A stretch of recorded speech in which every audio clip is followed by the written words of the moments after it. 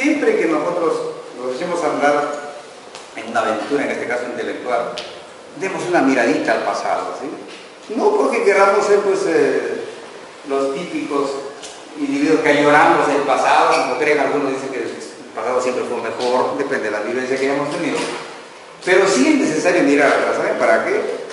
Para evaluar nuestro pasado y establecer correctivos, porque si no miramos nuestro pasado, vamos a estar repitiendo los mismos errores.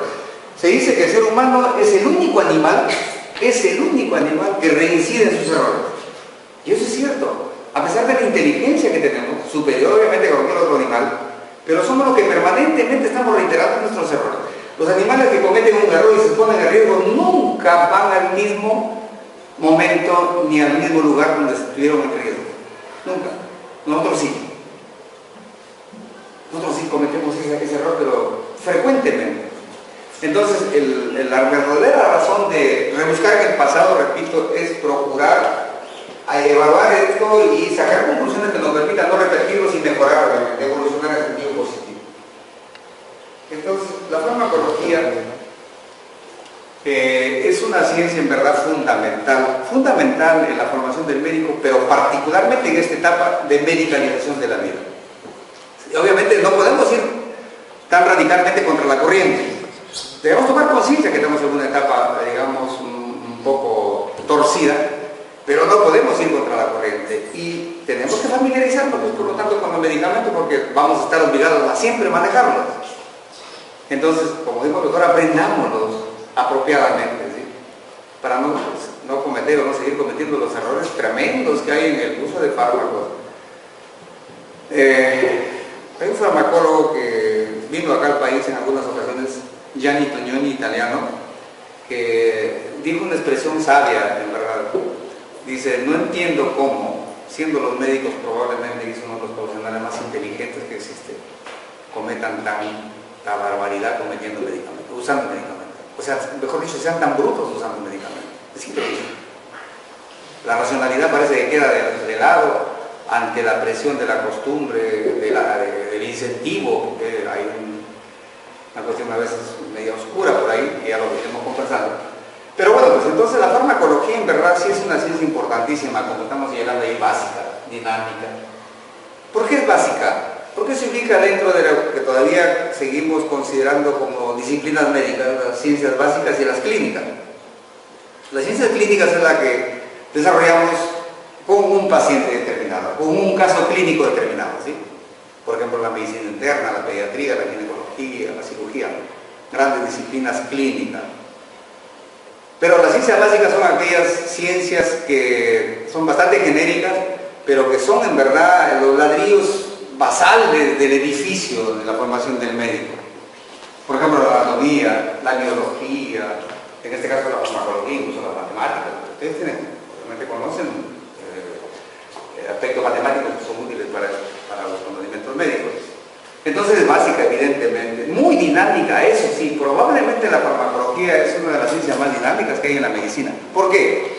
Porque lo que ustedes conocen hoy día, posiblemente dentro de unos años, va a estar cuestionado, superado o eliminado. Y exige, por lo tanto, que estemos permanentemente actualizándonos. El médico que se debe, al menos piensa mantenerse actualizado, tiene que estar permanentemente leyendo, permanentemente estudiando. El médico, no sé si decir afortunadamente o desafortunadamente, nunca deja de estudiar. Nunca. No. Otras profesiones tardan. La medicina no se puede o no se debe. Porque aquel que deja de estudiar, deja de actualizarse, obviamente se vuelve un cavernícola.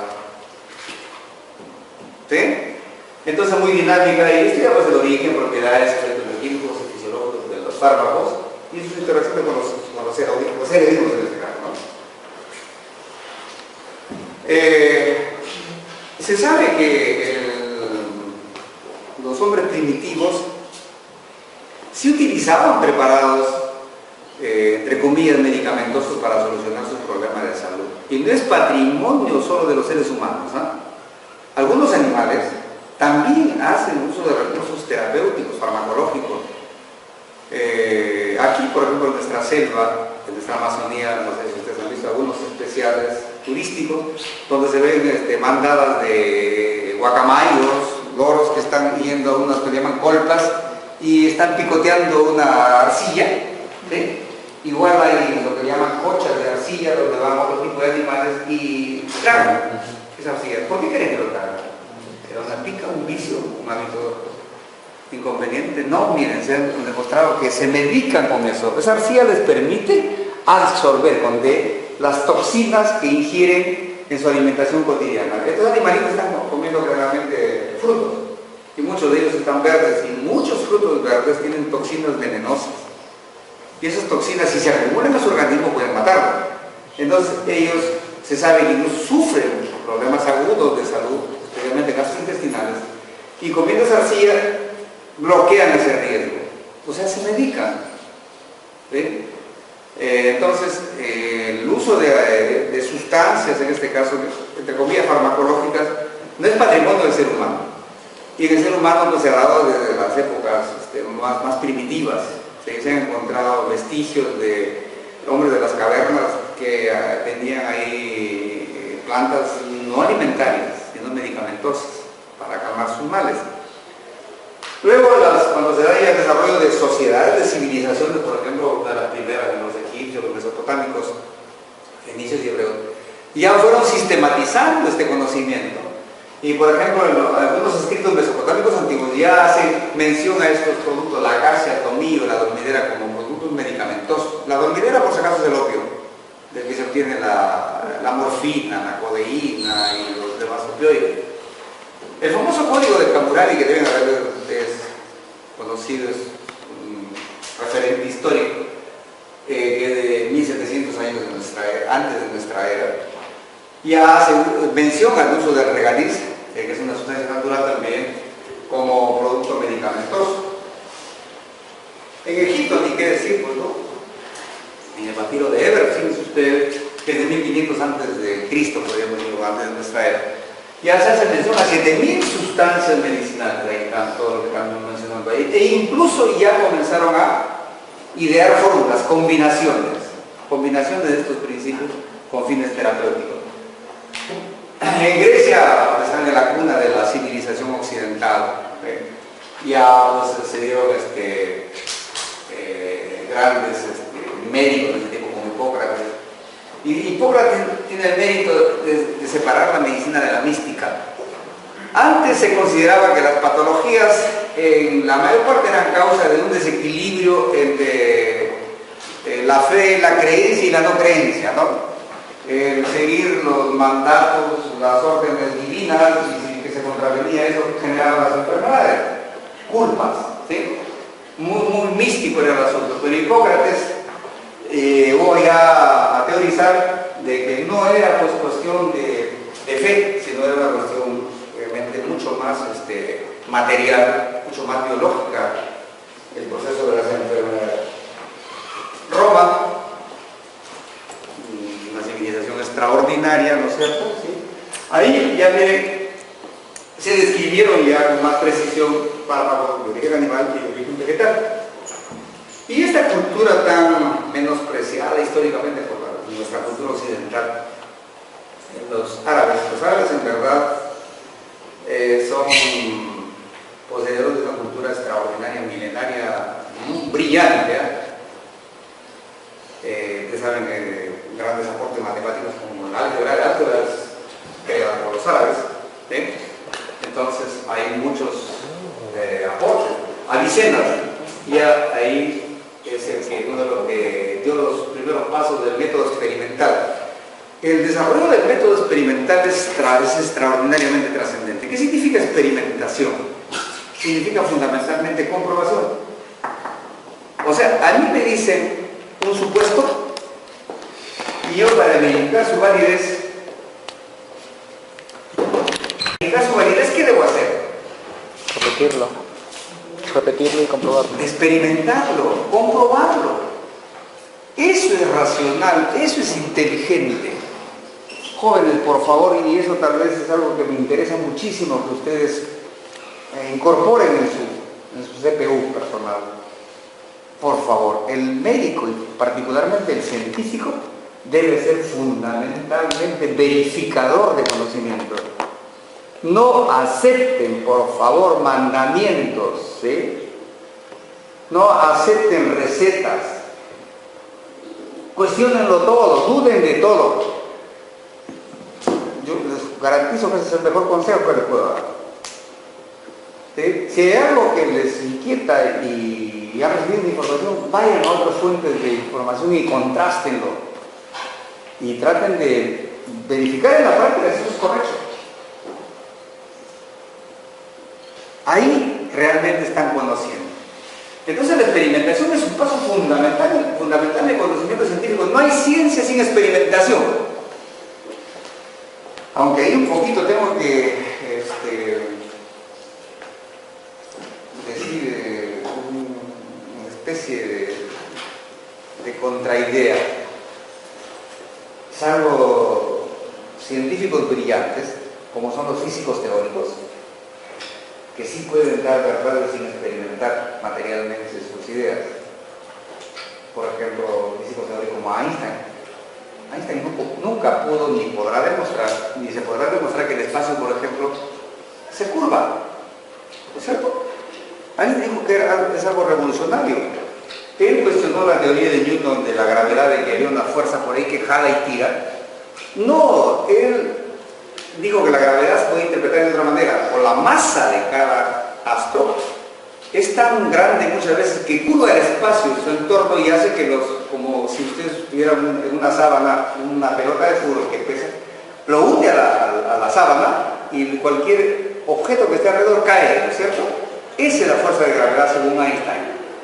Y eso es lo que realmente se ha podido verificar indirectamente, porque no es factible de verlo, cómo se curva el espacio. ¿Sí? ¿Y cómo lo pudo demostrar? Nunca lo pudo demostrar, simplemente los hechos, así los cálculos matemáticos sí lo confirman. Entonces son casos extraordinarios en los cuales la experimentación a lo mejor no es posible, pero en la mayor parte de casos sí, por favor. La experimentación es un requisito indispensable para la validez del conocimiento científico. Bueno, entonces se acostumbra a hacer una evolución histórica de la farmacología. ¿Hasta qué hora tenemos? 4:15. Entonces hay varias etapas, como está ahí, por ejemplo, la protofarmacología, las primeras etapas de la farmacología, donde están los aportes egipcios, griegos, romanos, en el periodo de transición, que es del siglo XVI al XIX, ahí nace la química moderna y se aísla el primer fármaco de la historia, que fue la morfina en 1806. Ya se usaba pues, el opio, ¿no? La cultura china, que es milenaria, lo usaba con fines médicos, no crean que solamente con fines adictivos. El opio, pues obviamente se usó mucho con fines adictivos en épocas milenarias, pero ya lo usaban ellos con fines médicos, como analgésico fundamentalmente, a la morfina. El tema, si quieren, lo dejo en el escritorio para que ustedes lo hagan. No se esfuerza en estar haciendo copia literal, ¿sí?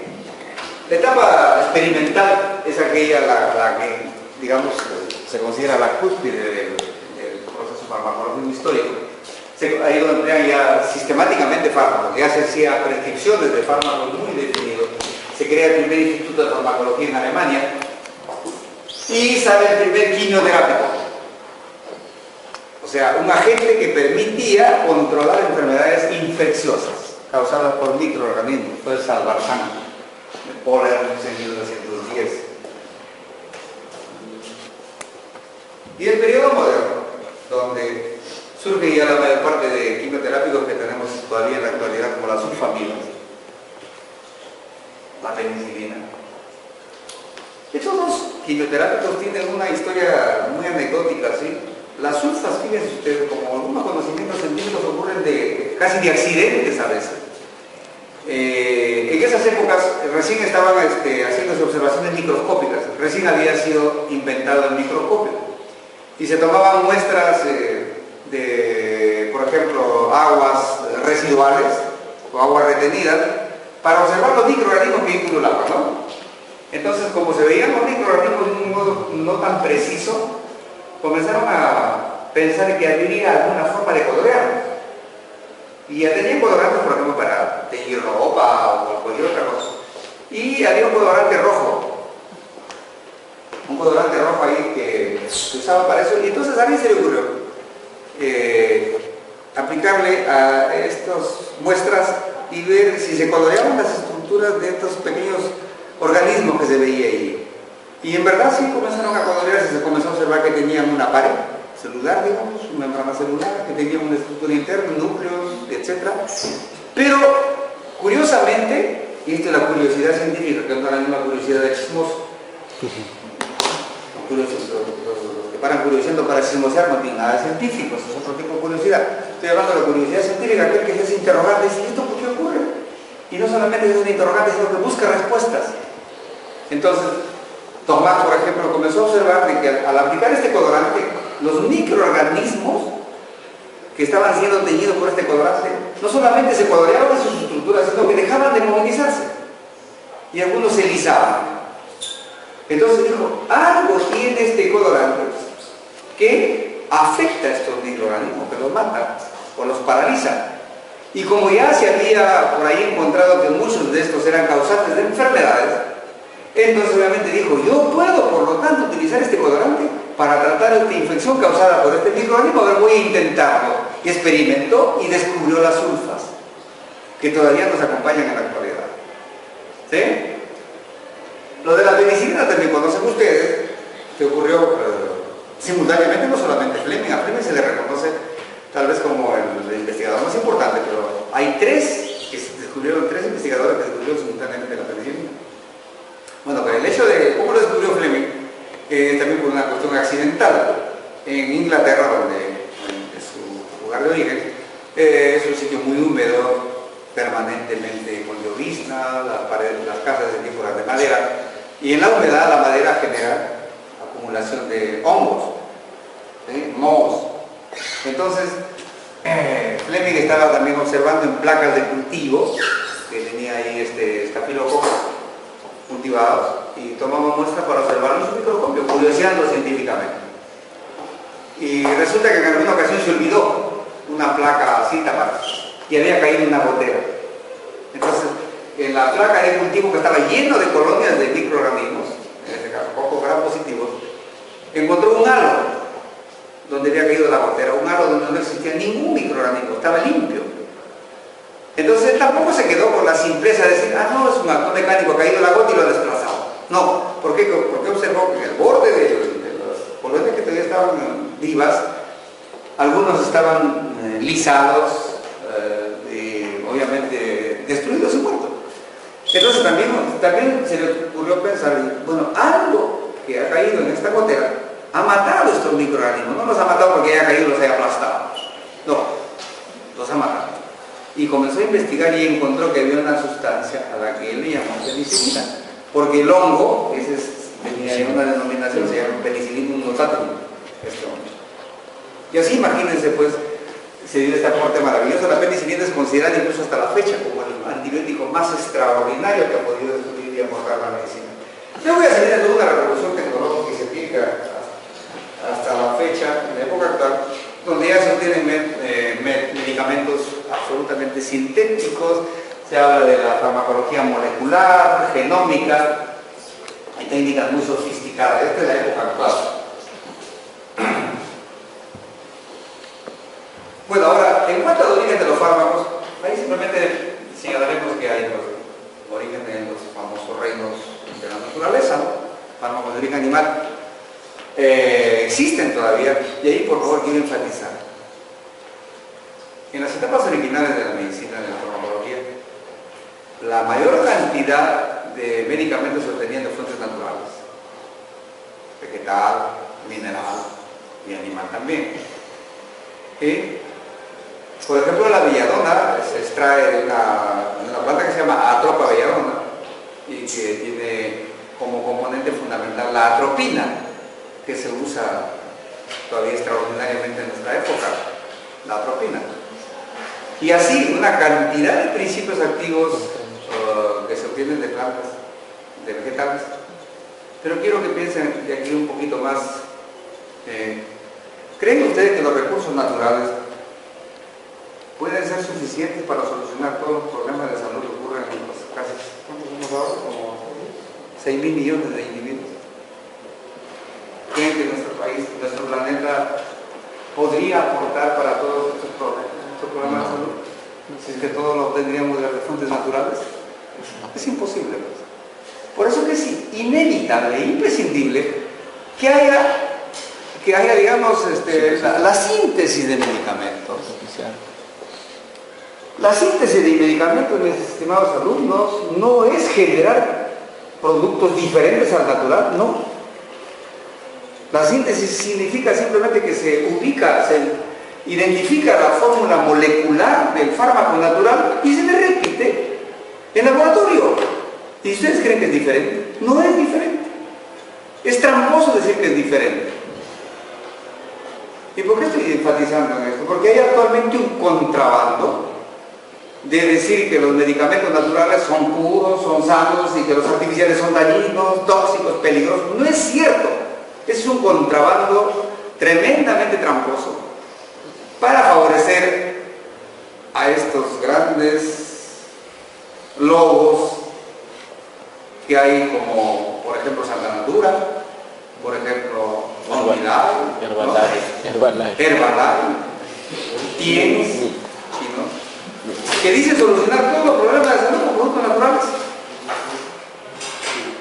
Por favor, es cierto, repito, hay opciones, hay posibilidades de manejar algunos de estos productos, pero no puede de ninguna manera hablarse, ojo, de medicina alternativa. Es una torpeza científica decir de medicina alternativa.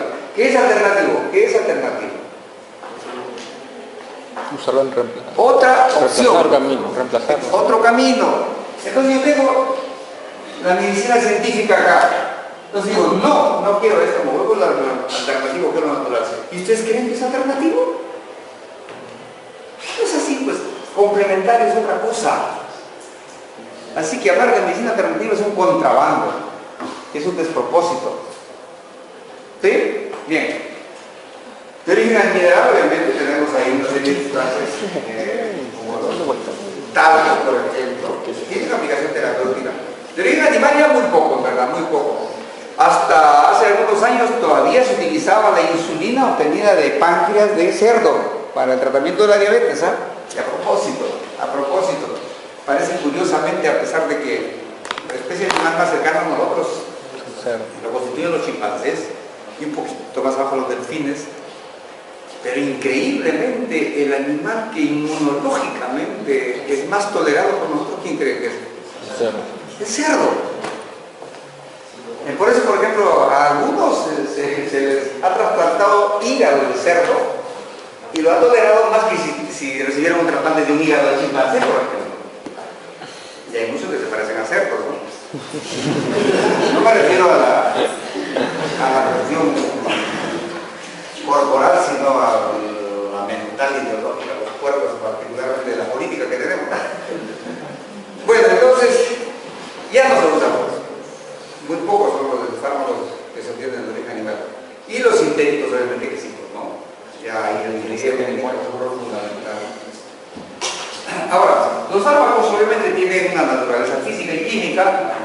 Pues hay sólido, líquido, gaseoso. El tamaño es variadísimo.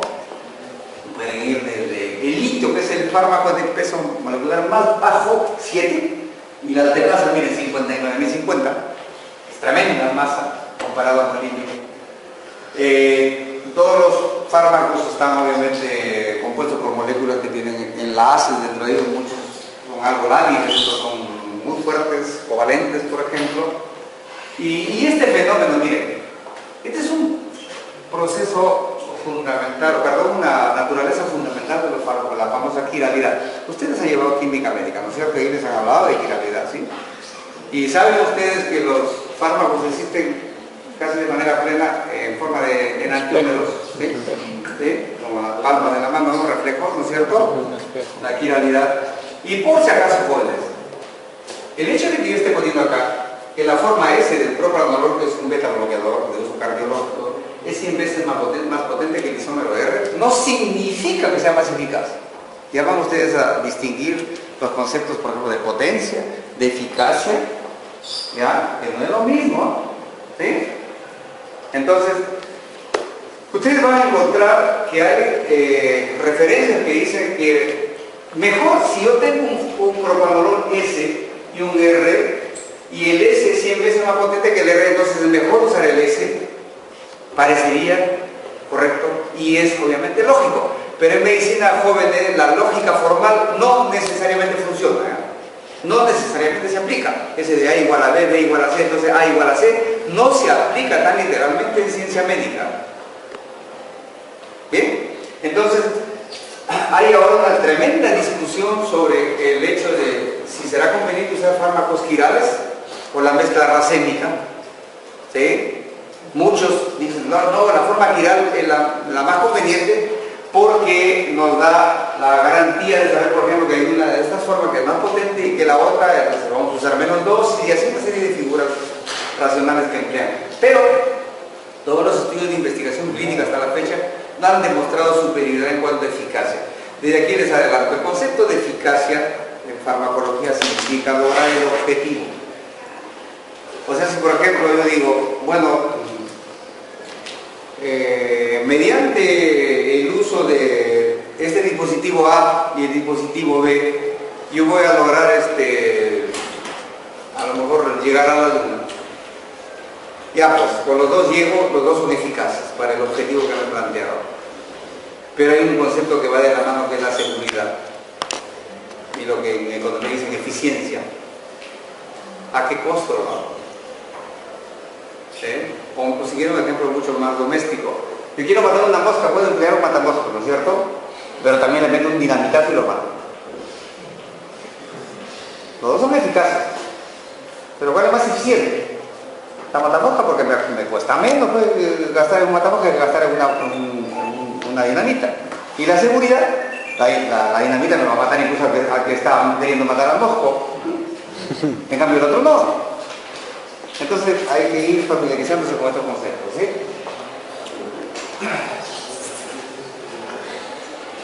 Ahora miren, hay un tremendo lío, y esto es real, en cuanto a la denominación de los fármacos. Ahí ven ustedes, hay 4 tipos de denominación. El caso que estamos poniendo como ejemplo es la famosa aspirina.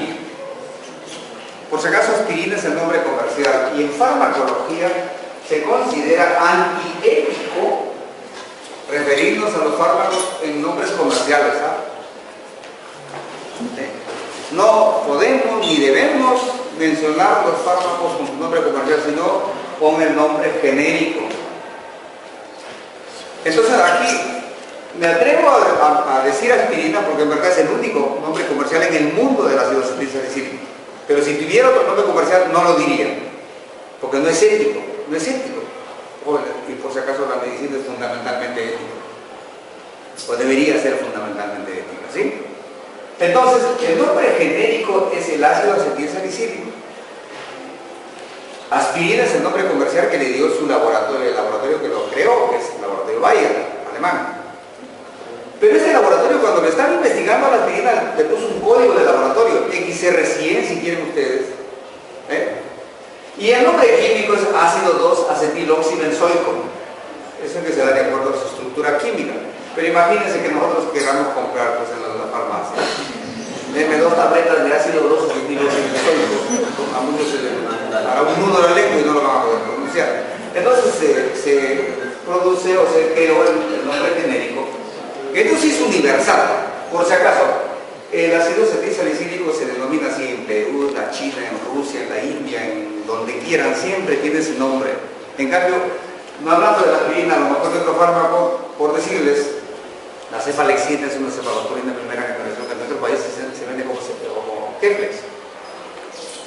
Si se van a Rusia, recetan Keflex, ¿qué diablos será Keflex para los rusos? En ellos a lo mejor será pues cefalexova. Cada lugar tiene su nombre comercial. Entonces la OMS ya hace tiempo ha dictaminado que para que no se genere esta confusión de tanto nombre que puede ocurrir en el mundo, son más de 100 y tantos países, cada país generalmente tiene un nombre particular. siempre se debe mencionar y usar el nombre genérico de los medicamentos. Y esto pues se le llama DCI, Denominación Común Internacional. Por si acaso, jóvenes, nuestra legislación, la ley de salud de nuestro país, exige que nosotros debemos presentar medicamentos con DCI o nombre genérico. Y si queremos, entre paréntesis, podemos darle opciones al paciente. Nunca debemos, por cuestión ética médica, decirle, por ejemplo, vaya y compre usted Ciproflox, porque ese es el nombre comercial, uno de los nombres comerciales de un laboratorio de la ciprofloxacina. Entonces debería presentarle al paciente ciprofloxacina de 500 miligramos y se le dice, si usted quiere, lo compra como Ciproflox, lo compra como Ciprolin, etc. ¿Entienden? Miren, estamos obligados legalmente a hacer así, pero en este país, pues, no se cumple la ley, pero así debería ser, y al menos desde el punto de vista ético. Entonces ahí estamos enfatizando que el medicamento genérico, como dice ahí, hace referencia al principio activo. ¿Y qué significa principio activo? Todos los medicamentos, jóvenes, tienen una partecita química que es la responsable del efecto farmacológico, pero tiene agregadas lo que van a leer ustedes en los productos de medicamentos como excipientes, que son estabilizadores, mejoradores de sabor, conservan su estructura física, son excipientes. Ellos no son responsables de la actividad farmacológica, no producen ningún efecto farmacológico, pero están acompañando al principio activo, que es el que actúa farmacológicamente. ¿Estamos bien? Entonces usted va a encontrar ahí, dice, un tal o cual medicamento va a encontrar succinato de orofenicol de 500 miligramos. Abajo dice excipientes, CSP, cantidad suficiente para 1 gramo. O sea, son acompañantes agregados, saborizantes, colorantes, estabilizadores, etc. Entonces, el principio activo es el que recibe el DCI, no sus acompañantes.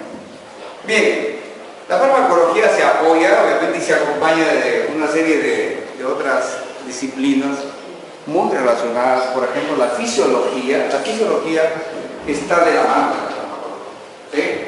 Hay incluso, fíjense ustedes, conocimientos farmacológicos que se han obtenido a partir de los procesos fisiológicos. Y también conocimientos fisiológicos se han obtenido conociendo fármacos. Por ejemplo, fíjense ustedes,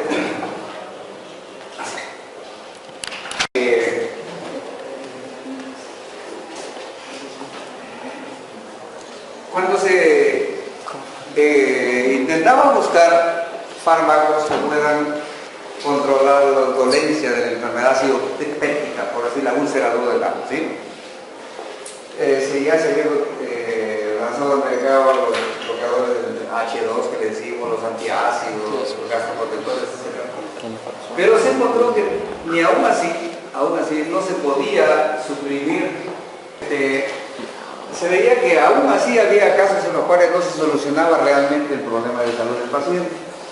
Y por más que se intentaba reducir la producción de ácido clorhídrico del estómago, no se lograba lo que se consideraba suficiente. Entonces por ahí se encuentran fármacos que después se llamaron IVPs, como el omeprazol, que se encontró que notablemente disminuían la producción del ácido clorhídrico. Entonces dijo, ¿cómo es que actúa este fármaco que sí reduce más que cualquier otro tipo de fármaco la producción del HCl? Y se comenzó a estudiar este fármaco, ¿sí? Por estos fármacos, y se encontró que había un mecanismo que la fisiología no había descubierto. Y había una enzima desconocida hasta ese tiempo que se llamó la bomba de protones, ¿sí? Nosotros conocemos la famosa bomba de sodio y potasio, ¿no? Intercambio de sodio por potasio, pero en la pared de las células parietales resulta que existía una enzima desconocidísima, que es la que se encarga de intercambiar sodio por hidrogeniones, que incorpora sodio y suelta un hidrogenión, un protón, hacia la luz del estómago, y se combina con el cloro que ha salido por transporte pasivo y se forma el ácido clorhídrico. Esa enzima, que ustedes lo deben conocer por fisiología, es la famosa hidrogenión potasio ATPasa o bomba de protones. Fíjense ustedes, se descubrió esa enzima porque se encontró primero que había un fármaco que tenía un mecanismo de acción desconocido y se encontró que actuaba sobre esta enzima. Ahí surgieron los IBPs y surge este descubrimiento de la famosa bomba de protones. Para que vean la estrechísima relación que hay en estas ciencias como la fisiología y la farmacología. La bioquímica, ni qué decir, la botánica, pues también, ¿no? Disciplina muy emparentada.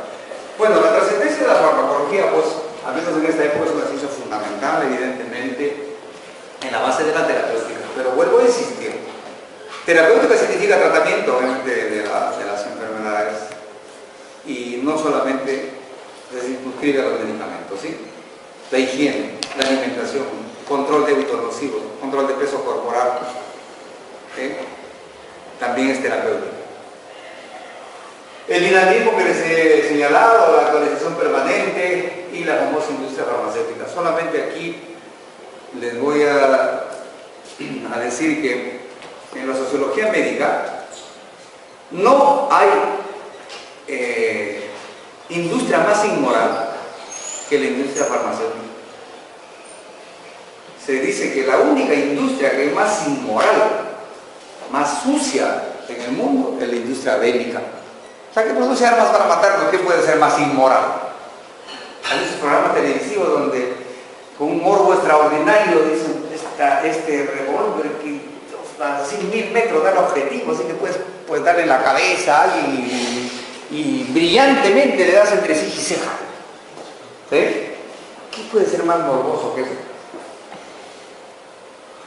Entonces la industria farmacéutica, ¿por qué les digo eso? Porque en verdad exagera, inventa beneficios que los medicamentos no tienen, o incluso algunos ni siquiera merecen el nombre de ser medicamento, porque vamos a ver después qué significa medicamento, y esconde riesgos y peligros.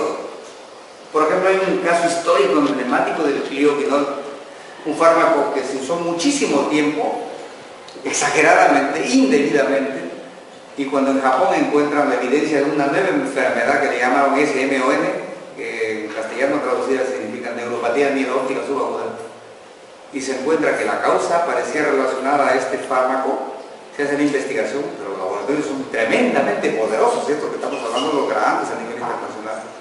Le llevó 10 años a Japón demostrar que ese fármaco era el culpable de esta enfermedad, el laboratorio Ciba-Geigy de Bélgica. Y cuando ya descubren pues, que ese fármaco era el causante de esta enfermedad terrible, mortal, el director técnico del laboratorio confesó que ellos habían encontrado en las etapas preclínicas, le llaman cuando se experimentan animales, que lo habían utilizado en aves y habían encontrado gravísimos efectos neurológicos en las aves, y se comunicó a los dueños de la empresa y ellos ordenaron, escúchenme bien, ordenaron ocultar la información porque tenían que recuperar sus costos de inversión. ¿Puede haber algo más criminal que eso? Y eso no es un caso aislado, es común, es frecuente, por si acaso. Es terrible en verdad lo que ocurre. No estoy con eso desacreditando la industria farmacéutica en su totalidad, no, pues sí da aportes en verdad importantísimos. Pero tenemos que reconocer que hay un lado oscuro terrible. Hay un lado oscuro terrible. El medicamento, ¿qué será? ¿Un bien comercial o un bien social? Ese es el doble estándar. Cuando los laboratorios vienen, por ejemplo, al país y se sabe que trae un medicamento valiosísimo para solucionar tu problema de salud. Pero por favor, como esto viene a cumplir un rol social, pues no me pongan muchos impuestos. ¿Sí? Déjame entrar con impuestos bajos. Pero cuando ya después entro al mercado y cuando van a comprar a la gente como carísimo, digo, oye, ¿por qué me la has puesto tan caro? Pues es una mercancía, hombre. Tengo que ganar, pues. O sea, para eso, para primero, era un bien social. Pero después, no, es un bien comercial y tiene que tener margen de ganancias, muchas veces es abusivo.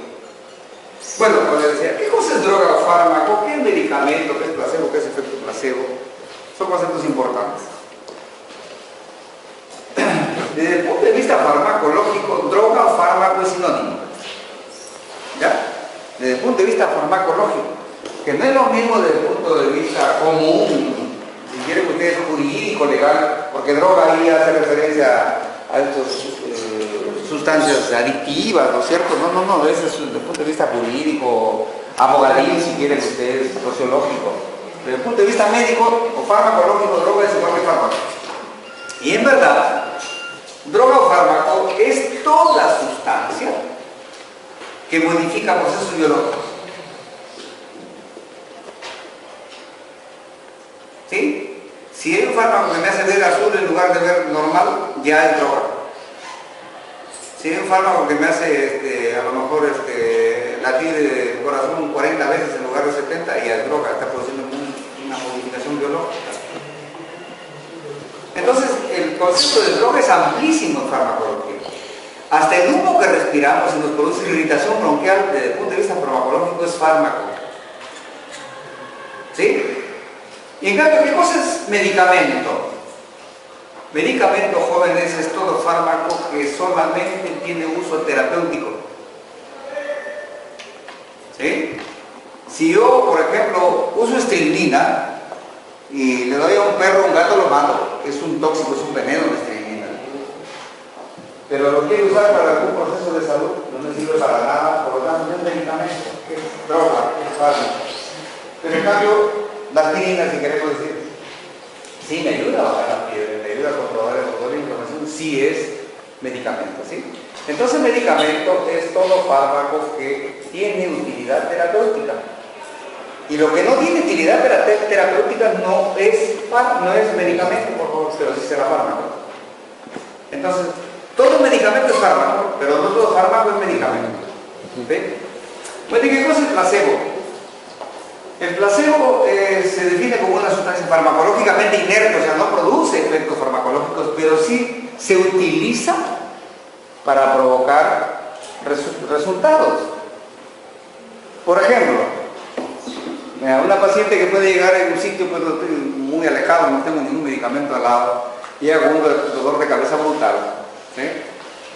Y entonces le digo, mira, muy bien, hijita, no te preocupes, yo te voy a curar, convéncete, establezco una relación, una empatía apropiada. Yo soy el médico acá, voy a buscar, ahorita tengo un medicamento, te voy a traer, que es muy útil para tu dolor de cabeza. Y a lo mejor pues cojo un pedazo de harina, por ahí lo tableteo muy bien y le digo, tómate este medicamento que te va a calmar tu dolor de cabeza. Y después de unos 5 o 10 minutos le pregunto, ¿cómo estás? Me dice, doctor, gracias, estoy bien, me calmó el dolor de cabeza. ¿La harina podía calmar el dolor de cabeza? No, pero sí le produjo un beneficio, le produjo un resultado. Eso es mayormente efecto sugestivo. Ese es el placebo. Y se emplea mucho en investigación médica. Por ejemplo, yo quiero investigar este nuevo producto que estoy queriendo que se use como antiinflamatorio. Entonces, en un proceso inflamatorio tal, experimental, puedo aplicarle pues a lo mejor a una ratita ácido acético peritoneal, le irrito el peritoneo. Entonces le doy el placebo en 100 ratitas y veo cuánto le calman los dos, porque probablemente algunas le calman. De 100 le calma 5, pero uso la aspirina y de 100 le calma 95. Entonces estoy demostrando que mi aspirina es mejor que el placebo. Ahí va a encontrar usted una gran cantidad de trabajos de investigación así. Dice, aspirina versus placebo. Fármaco X versus placebo. Sirve para hacer trabajos de investigación. Debe un medicamento para ser útil tiene que ser mejor que el placebo, ¿no? ¿Sí? Obligado.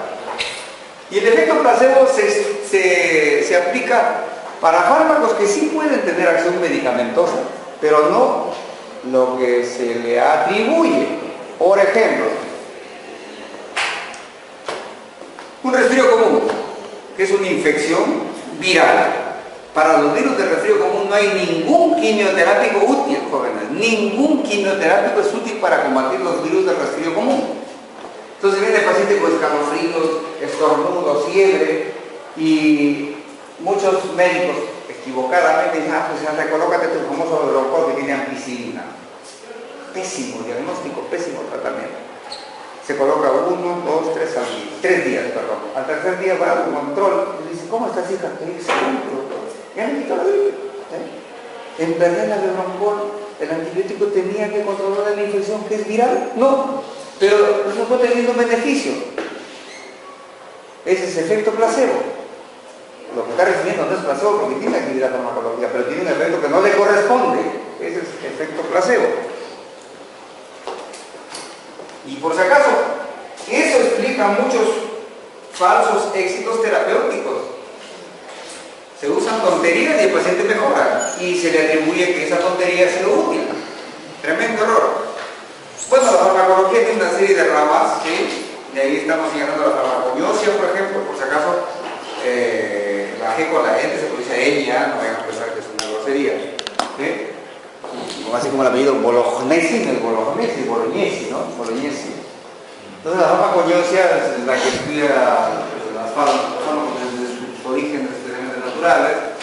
La farmacodinamia, sí, por favor, es algo que quisiera que ustedes lo asimilen, porque es la parte de la farmacología que en verdad es la base de la terapéutica, hablando en sí. Consiste en conocer los mecanismos, cómo produce un efecto tal fármaco. Por ejemplo, el que sepamos, vuelvo a la aspirina, que la aspirina calma el dolor y la fiebre, interfiriendo con la acción de una enzima que se llama ciclooxigenasa. Saber eso es conocimiento farmacodinámico, porque la ciclooxigenasa es la que se encarga de que se procesen las prostaglandinas, que son las que producen el dolor y la inflamación. Tenemos aquí ácido araquidónico, viene la enzima ciclooxigenasa y hace que el ácido araquidónico forme prostaglandinas. Las prostaglandinas son las que producen el dolor y la inflamación. Entonces, si yo uso aspirina, impido la acción de la prostaglandina y no se forma, perdón, de la ciclooxigenasa, ya no se forman prostaglandinas, no hay inflamación ni dolor. Ese es el mecanismo de acción de los AINES, particularmente la aspirina. De conocer eso es conocimiento farmacodinámico, ¿sí? Conocer el mecanismo de acción y los efectos que ocurren de los fármacos a nivel bioquímico y fisiológico. La otra rama de la farmacología es fundamental en la farmacocinética, que también es casi es obligatorio, por favor, saberlo. El médico debe estar empapado de los procesos farmacocinéticos, que básicamente son 4, hay otros 5. Consiste en todos los procesos que sufre el fármaco a través de nuestro organismo. Por ejemplo, ingerimos una cápsula. Bueno, pues primero la capsulita se va a liberar de su envoltura, el contenido medicamentoso, perdón, se libera de su envoltura y tiene que ser absorbido.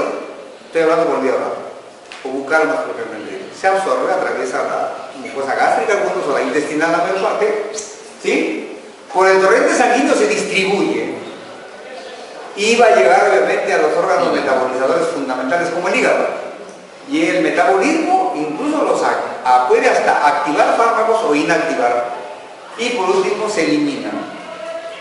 Entonces, fíjense, para que ustedes se den cuenta, lo que decíamos de farmacodinamia,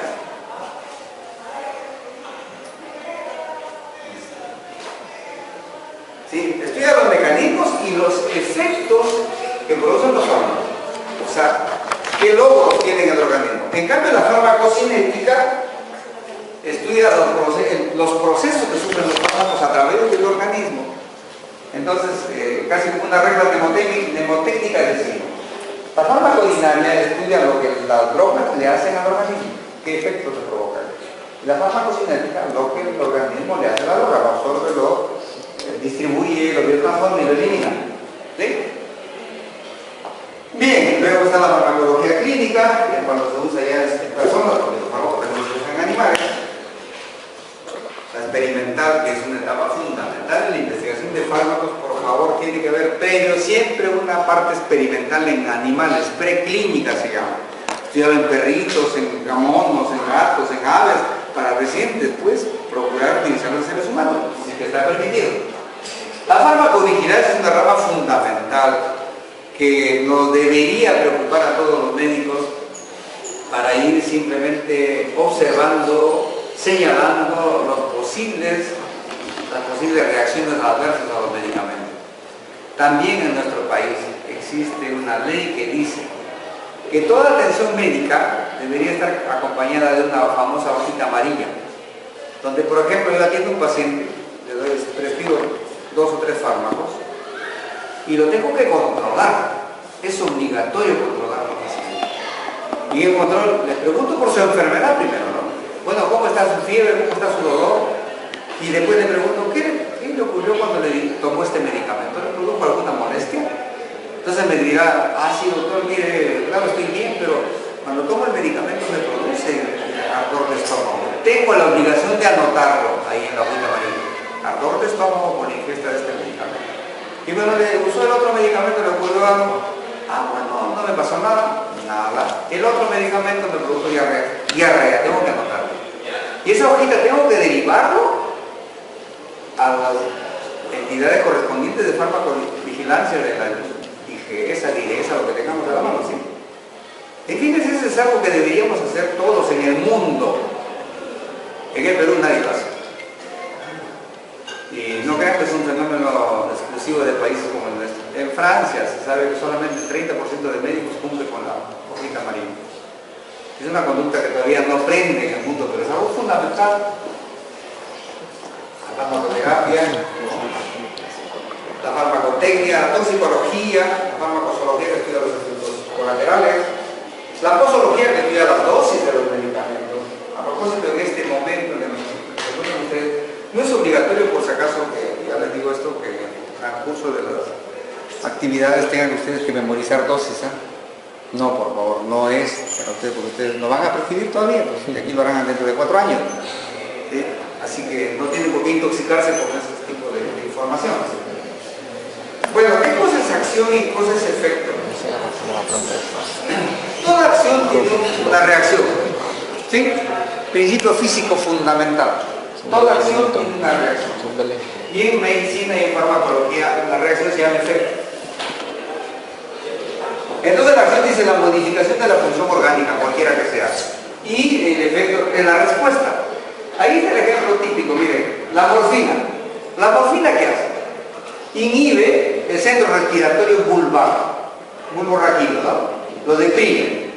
Y al deprimirse el centro respiratorio, ¿qué ocurre con la respiración del individuo? Se pone lentito y menos intensidad. Entonces, la acción es la depresión del centro respiratorio y el efecto es lo que se llama. ¿Cómo se llama cuando disminuye la frecuencia respiratoria? Bradicardia. Bradipnia, ¿sí? Entonces no confundamos, la bradipnia no es acción farmacológica, es efecto farmacológico. Y la inhibición del centro respiratorio no es efecto farmacológico, es acción farmacológica, ¿estamos claros? ¿Sí? Porque a veces se confunde, pues dice, ¿cuál es el efecto de la aspirina? Dice, bajar la fiebre. ¿Y qué hace la aspirina? ¿Cuál es su acción? Bajar la fiebre. No, pues, la acción será bloquear a las ciclooxigenasas, a los pirógenos, y el efecto es la hipotermia, si cabe el término, ¿cierto? Tipo de acción farmacológica. Esos son los tipos que existen en el mundo de los fármacos. Tipo de acción farmacológica, la estimulación, la depresión, la irritación, el reemplazo, no hay más, hasta la fecha, la tecnología se supone que va a modificar eso, pero hasta la fecha ningún fármaco crea funciones, ningún fármaco crea funciones, simplemente los modifica. ¿Ya? ¿Qué es estimulación? Es la exacerbación de una función. Por decir, si el latido cardíaco promedio es 75 por ahí, ¿no? Por minuto, si uso un fármaco y provoco que el latido cardíaco suba a 90, será un estimulante de la frecuencia cardíaca. ¿Sí? Estimulación. Si al contrario lo bajo a 40, 50, será depresión, disminución de esa función.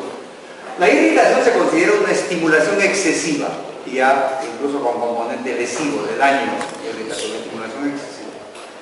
Reemplazo, cuando hay carencia de un principio endógeno, por ejemplo. El caso típico es la diabetes insulinodependiente o tipo 1, donde el páncreas del paciente ya no produce insulina. Y ese paciente, si no recibe insulina, se muere. Es el típico caso de reemplazo farmacológico. Recibe insulina exógena y reemplaza lo que no produce. Igual, por ejemplo, es en el caso del climaterio en la mujer. La hormonoterapia de reemplazo en la mujer es reemplazo, jóvenes. No es como mucha gente dice, no quiero hormonas porque imagínense más, las hormonas que tengo ya me va a hacer daño. No. Está reemplazando lo que no tiene. Y dicho sea de paso, no a todas las mujeres se le da hormonas, ¿no? Por si acaso eso fue una cuestión que en algún tiempo demostró un entusiasmo exagerado a todas las mujeres climaterias de las hormonas, he visto que no es necesario ni tampoco beneficioso. El reemplazo, ¿cierto? Cuando se da un fármaco que reemplaza contraproducente. La acción antiinfecciosa, que es cuando utilizamos quimioterápicos, antimicrobianos, que obviamente deben simplemente destruir o bloquear la acción de los fármacos sin lesionar al paciente. Y estoy diciendo una barbaridad que siempre se queda a veces tan... Los errores a veces son difíciles de eliminar. A propósito, ¿saben ustedes que existe la famosa ley de conservación del error y la ignorancia? Que es lo más fuerte y terrible de erradicar. Entonces, por ejemplo, les acabo de decir huésped, ¿no? Ustedes han escuchado el famoso triángulo epidemiológico. Bueno, sí. Agente, Medio ambiente y huésped, ¿no? agente patógeno. ¿Se han puesto a pensar ustedes, es correcto decir huésped? Bueno, ¿Quién es el huésped? el que se queda de los que... No, El por ejemplo, extraño, el que va. Llega alguien a un sitio El extraño. impropio, claro. Y va y alquila una habitación. Es el huésped. ¿Cómo está llegando? Bueno, Entonces, ¿quién es el huésped? El que llega de fuera. Y en el triángulo epidemiológico, ¿el paciente es el huésped? hospedero. Es el hospedero. Este es un problema que es común, un problema de traducción. Cuando se lanza la teoría del triángulo epidemiológico, el autor quiso decir hospedero, pero como siempre hay errores de traducción, se tradujo huésped y se ha quedado históricamente como huésped. Huésped es el microbio que entra en nuestro organismo. El agente es el huésped, el paciente es el hospedero, es el que le da cabida involuntariamente, ¿no? ¿Sí? Entonces hay que corregir eso, ¿ya? Entonces el quimioterápico antiinfeccioso tiene que ser lesivo para el agente causante de la enfermedad, para el huésped, pero respetar al hospedero, que es complicado a veces, ¿sí? Matar a un microorganismo sin lesionar al paciente, muy difícil a veces. Y la acción antineoplásica, la otra quimioterapia, ya de aquí les adelanto de dos quimioterapias, la antimicrobiana o antiinfecciosa y la quimioterapia antineoplásica. Fármacos que van a ir dirigidos a controlar neoplasias o botones malignos, en este caso una humana. Jóvenes, hemos terminado puntualmente. Y obviamente no podemos ir tan radicalmente contra la corriente. Debemos tomar conciencia que estamos en una etapa, digamos, un poco torcida, pero no podemos ir contra la corriente y tenemos que familiarizarnos, pues, por lo tanto, con los medicamentos, porque vamos a estar obligados a siempre manejarlos. Entonces, como dijo el doctor, aprendámoslos apropiadamente, ¿sí? Para no cometer o no seguir cometiendo los errores tremendos que hay en el uso de fármacos. Hay un farmacólogo que vino acá al país en algunas ocasiones, Gianni Tognoni, italiano, que dijo una expresión sabia, en verdad. Dice, no entiendo cómo, siendo los médicos probablemente que son uno de los profesionales más inteligentes que existen, cometan tanta barbaridad cometiendo medicamentos, usando medicamentos. O sea, mejor dicho, sean tan brutos usando medicamentos. Es increíble. La racionalidad parece que queda de lado ante la presión de la costumbre, del incentivo. Hay una cuestión a veces media oscura por ahí, que ya lo iremos conversando. Pero bueno, pues entonces la farmacología en verdad sí es una ciencia importantísima, como estamos llegando ahí, básica, dinámica. ¿Por qué es básica? Porque se ubica dentro de lo que todavía seguimos considerando como disciplinas médicas, las ciencias básicas y las clínicas. Las ciencias clínicas es la que desarrollamos con un paciente determinado, con un caso clínico determinado. Entonces muy dinámica y estudiamos el origen, propiedades, efectos químicos y fisiológicos de los fármacos y sus interacciones con los seres vivos en este caso, ¿no? Se sabe que los hombres primitivos sí utilizaban preparados, entre comillas, medicamentosos para solucionar sus problemas de salud. Y no es patrimonio solo de los seres humanos, ¿no? Algunos animales también hacen uso de recursos terapéuticos, farmacológicos. Aquí, por ejemplo, en nuestra selva, en nuestra Amazonía, no sé si ustedes han visto algunos especiales turísticos, donde se ven mandadas de guacamayos, loros que están yendo a unas que le llaman colpas y están picoteando una arcilla, ¿sí? Igual hay lo que llaman cochas de arcilla, donde van otro tipo de animales y tragan esa arcilla. ¿Por qué creen que lo tragan? ¿Era una pica, un vicio, un hábito? inconveniente. No, miren, se han demostrado que se medican con eso. Esa arcilla les permite absorber con D las toxinas que ingieren en su alimentación cotidiana. Estos animalitos están comiendo generalmente frutos y muchos de ellos están verdes y muchos frutos verdes tienen toxinas venenosas. Y esas toxinas, si se acumulan en su organismo, pueden matarlo. Entonces ellos se sabe que no sufren problemas agudos de salud. Siempre que nosotros nos echemos a andar en una aventura, en este caso intelectual, demos una miradita al pasado, ¿sí? No porque queramos ser pues, los típicos individuos que lloramos del pasado, como creen algunos, dicen que el pasado siempre fue mejor, depende de la vivencia que hayamos tenido. Pero sí es necesario mirar atrás, ¿saben para qué? Para evaluar nuestro pasado y establecer correctivos. Porque si no miramos nuestro pasado, vamos a estar repitiendo los mismos errores. Se dice que el ser humano es el único animal que reincide en sus errores. Y eso es cierto. A pesar de la inteligencia que tenemos, superior obviamente a cualquier otro animal, pero somos los que permanentemente estamos reiterando nuestros errores.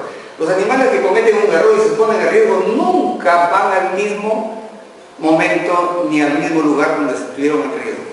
Nunca. Nosotros sí. Nosotros sí cometemos ese error, pero frecuentemente. Entonces, la verdadera razón de rebuscar en el pasado, repito, es procurar evaluar esto y sacar conclusiones que nos permitan no repetirlos y mejorar, evolucionar en el sentido positivo. Entonces, la farmacología es una ciencia en verdad fundamental en la formación del médico, pero particularmente en esta etapa de medicalización de la vida. Obviamente casos intestinales, y comiendo esa arcilla bloquean ese riesgo, o sea, se medican. ¿Sí? Entonces, el uso de sustancias, en este caso, entre comillas farmacológicas, no es patrimonio del ser humano. Y en el ser humano pues, se ha dado desde las épocas más primitivas. Se han encontrado vestigios de hombres de las cavernas que tenían ahí plantas no alimentarias, sino medicamentosas, para calmar sus males. Luego, cuando se da ya el desarrollo de sociedades, de civilizaciones, por ejemplo, de las primeras, de los egipcios, los mesopotámicos, fenicios y hebreos, ya fueron sistematizando este conocimiento. Y, por ejemplo, algunos escritos mesopotámicos antiguos ya hacen mención a estos productos, la acacia, el tomillo, la dormidera, como productos medicamentosos. La dormidera, por si acaso, es el opio, del que se obtiene la morfina, la codeína y los demás opioides. El famoso código de Hammurabi, que deben haber ustedes conocido, es un referente histórico, que es de 1700 años antes de nuestra era, ya hace mención al uso del regaliz, que es una sustancia natural también, como producto medicamentoso. En Egipto, ni qué decir, pues no. En el papiro de Eber, fíjense ustedes, que es de 1500 antes de Cristo, podríamos decir, antes de nuestra era, ¿así? Por ejemplo, la medicina interna, la pediatría, la ginecología, la cirugía, grandes disciplinas clínicas. Pero las ciencias básicas son aquellas ciencias que son bastante genéricas, pero que son en verdad los ladrillos basales del edificio de la formación del médico. Por ejemplo, la anatomía, la biología, en este caso la farmacología, incluso las matemáticas. Ustedes realmente conocen aspectos matemáticos que son útiles para los conocimientos médicos. Entonces es básica, evidentemente, muy dinámica, eso sí, probablemente la farmacología es una de las ciencias más dinámicas que hay en la medicina. ¿Por qué? Porque lo que ustedes conocen hoy día, posiblemente dentro de unos años, va a estar cuestionado, superado o eliminado. Y exige, por lo tanto, que estemos permanentemente actualizándonos. El médico que se debe, al menos piensa mantenerse actualizado, tiene que estar permanentemente leyendo, permanentemente estudiando.